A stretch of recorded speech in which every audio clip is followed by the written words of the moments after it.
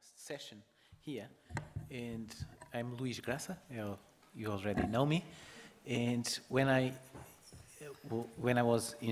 introduced myself the first time, I said that I was not I was an outsider to the field, and Professor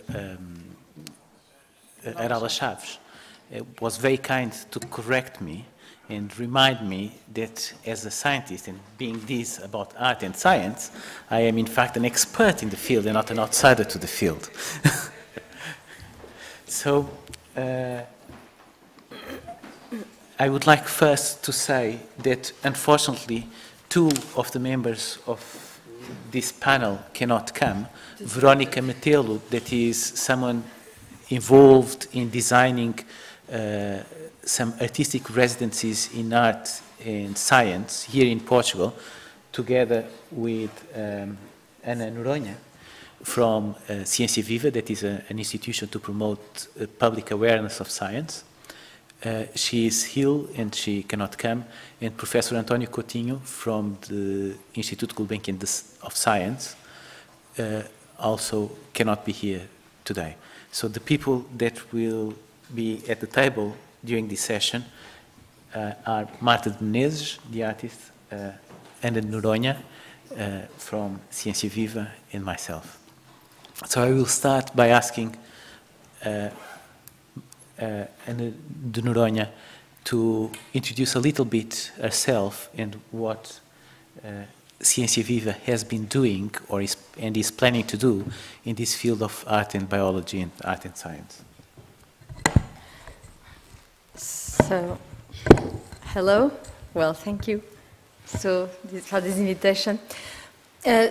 Just to frame what Ciência Viva is, we are a national agency to promote scientific culture.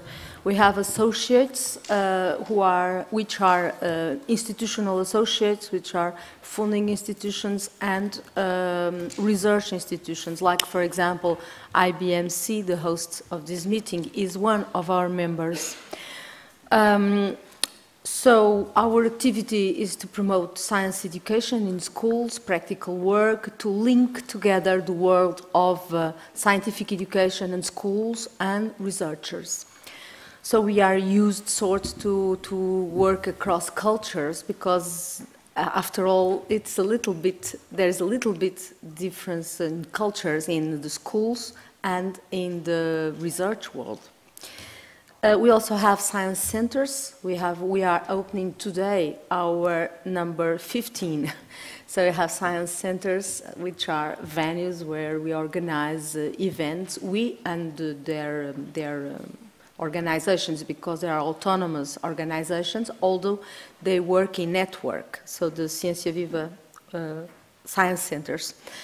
And we also organize debates and scientific campaigns for the general public. Like now, for example, there is a Science in Summer going on where you can visit lighthouses, participate in astronomy sessions or field trips with scientists. And also we promote debates about any topic which is interesting in science nowadays. Now, why art? So we have become very interested in connecting science and art, and we were very happy to receive the invitation of the Institute of Arts to launch a project, a collaborative project of residence for artists in scientific institutions. So Veronica is not here today, but we together launched this project, which is still a pilot. We have 7 institutes, but the response of the artists was very good. The response of the researchers was very good too. They were very interested. And we know of other scientific institutes who are willing to participate and to continue if, as we expect, this program is going to have a continuity next year. We are also interested in connecting science and culture. We are supporting some projects for integrating scientific culture into culture. I mean, this is pleonastic because scientific culture is culture. But unfortunately, it is not yet seen as that by many people. So there are 4 pilots now in small cities to integrate science in the cultural activity, in the cultural program of the cities. We have started with small cities, Guimarães, Tavira, Évora, Estremoz, small Portuguese cities, which have a very strong cultural, traditional. One of them is a UNESCO classified town, and the other is getting to be Guimarães. So there are small cities who have a very deep, where culture is very deeply rooted, and they have also universities or collaboration with universities, and they are starting. Of course, we also want to, this is integrated also in a project that we are running with Barcelona, which is an European project, HCT, for integrating culture integrating science in the cultural activities of cities. Barcelona is keen on that, has a lot of experience on that.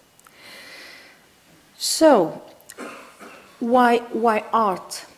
We people who work in science communication and who are worried about science communication have seen now art as a very important tool. I beg your pardon for because art is not a tool, but it is a valuable tool because art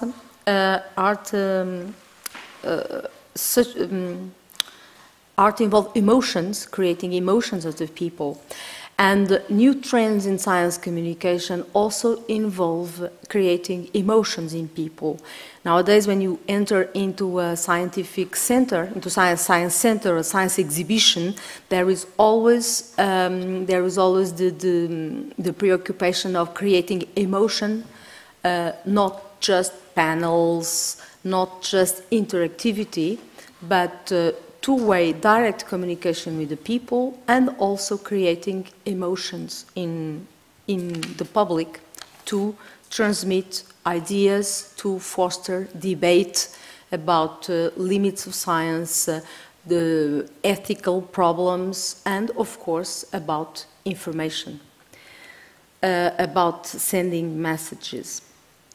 So art triggers emotions and stimulates debates. And also art is universal. Everybody is sensitive to art. Now, why science? Now, for the artists, why should they consider science? They already consider technology as a tool, again, as a tool for expressing and creating their works of art. But why bothering about science? Well, science is nowadays present in every human activity, so art could not turn its back to science because it would be missing an important part of human activity. So this is one of the reasons why I think that art is getting more and more interested into science. And also art has the capacity to show to the public or transmit science being made, which is something that in our museums it is not easy. This is why we put kids in the laboratories. In summer there are kids working in the research laboratories and create situations or take scientists to the schools to make this connection between these two cultures, because people, youngsters, have to know how is the process, the scientific process. This is not show-off. It's not showing nice things and smoke coming out and things changing color. It's feeling it, is getting to know the process of scientific discovery, of inquiry, and the thrill of science, and also, why not, the work, the boredom. Sometimes it is boring, you know, and you have to get your results and work hard and everything. Everything is not very nice. But that is part of the process of making science. And of course, the limits.